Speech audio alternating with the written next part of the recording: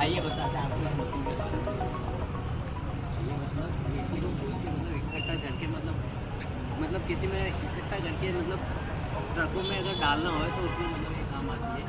और ये मतलब यहाँ पे टेम्परेचर मतलब ये एक दीवार सा बनेगी यहाँ पे, ठीक है। और उसके बाद में ये सारी मशीनें लगी है।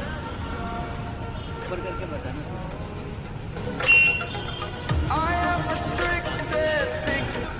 पूरा मतलब हाईवे बनेगा यहाँ पे मतलब पूरा पट्टे पर निकोल मतलब कहाँ तक जाएगा ये तो खबर नहीं, तो ये मशीनें काम आती है।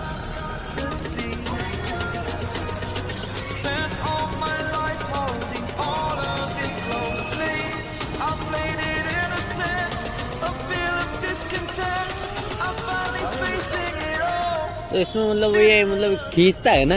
हाँ ये भैया नीचे खोद के मट्टी नीचे से बाहर खींचता है अच्छा और फिर ट्रक में लोड करता है। अच्छा। ये पूरा